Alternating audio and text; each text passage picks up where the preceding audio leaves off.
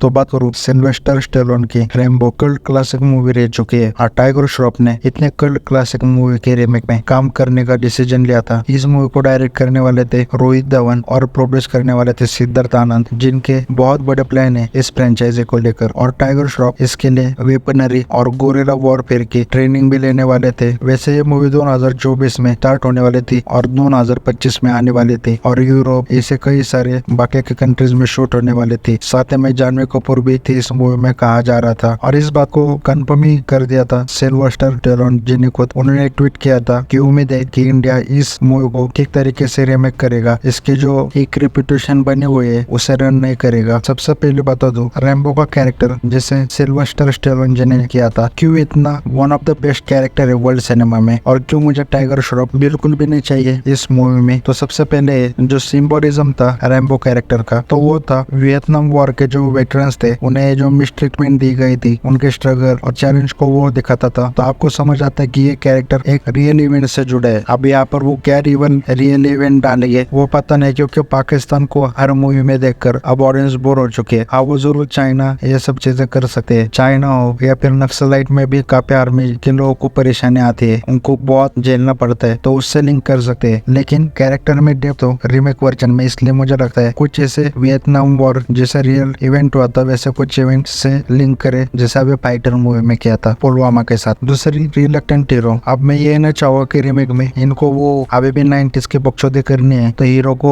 वो commercial hero की तरह मास एंट्री दे दे। भाई हीरो को एंट्री करनी है तो वो 10 बंदे पे कराएगा और टाइगर श्रॉफ को मुझे लगता है ऐसे ही दिखाएंगे। और मैं तो ये लिख के दे देता हूँ उससे 4-5 बार उल्टा टेढ़ा ना खुदवाया एंट्री के वक्त, तो नाम बदल देना टाइगर श्रॉफ का। लेकिन जो मैं कह रहा था कि रैम्बो का जो मूवी में देखोगे तो वो ऐसे कभी भी एक्शन हीरोज की तरह जगने के लिए पागल नहीं है। जब वो देखता है बाकी के लोग डेंजर में है, बहुत डेंजर में, तभी वो लगड़ता चढ़ता है। यानी आप रैम्बो के मूवीज देखोगे तो ऐसे सिचुएशन क्रिएट की जाती थी कि लिटरली हम भी नहीं सोच सकते थे कि भाई यहाँ से कैसे निकलेगा ये। आप कोई भी रैम्बो की मूवी देख लो, उसमें से वो बंदा दिमाग लगा के सामने वाले के भी जान बचा के निकल जाता था, तो वो देखने में मजा आता था। आप रिमेक वर्जन में ये ना करे कि भाई विलन आया डायलॉग मार रहा है टाइगर श्रॉफ मार के निकल गया, वो ना करे। और ये फ्रेंचाइजी ला रहे हैं तो भाई कैरेक्टर डेवलपमेंट मुझे नहीं पता कैसे हुए, क्योंकि टाइगर श्रॉफ को नहीं आती एक्टिंग, एक सिंगल एक्सप्रेशन नहीं देना आता उसको। उम्मीद करूंगा वो रामचरण की तरह एक्टिंग सीख ले। रामचरण भी एक जमाने में टाइगर श्रॉफ जैसा ही था। रामचरण को ट्रोली किया जाता था सिंगल एक्सप्रेशन नाम से, लेकिन रंगस्थलम मूवी से रामचरण ने खुद को इम्प्रूव किया और उसके बाद आज देखो कहाँ पर है। तो ऐसा कुछ टाइगर श्रॉफ करे। और कैरेक्टर डेवलपमेंट जो था रैम्बो का वो एक ट्रॉमेटाइज वॉर वेटरन से एक वॉरियर के तौर पर हुआ है, मतलब बहुत कॉम्प्लेक्स कैरेक्टर को बहुत सिंपल वे दिखाया था। तो उम्मीद करता हूँ ऐसा कुछ देखने को मिलेगा। अब मुझे नहीं लगता टाइगर श्रॉफ की मूवी में इतना दिमाग भी लगाएंगे राइटर। इन्होंने सिर्फ टाइगर श्रॉफ वो एब्स ये सब है, बॉडी बिल्डिंग है, शूट हो रहा था फिजिक वाइज, तो उन्होंने ले लिया। लेकिन उम्मीद करेंगे आप वैसे के वैसे वो टके रिमेक ना बना दे, प्रेजेंटेशन डिफरेंट हो। जैसे अभी रोड हाउस आया, बिलो एवरेज कंटेंट था लेकिन कुछ तो ऐड किया उन्होंने कॉनर मैकग्रेगर को एज अ विलन लेके। मतलब इनको राइटिंग की नहीं, स्टोरी राइटिंग की नहीं, एक अच्छा एक्शन कोरियोग्राफर भी हायर करना होगा जो एक थ्रिलिंग एक्शन सीक्वेंसेस दे जो रैम्बो में देखने को मिलते हैं, जो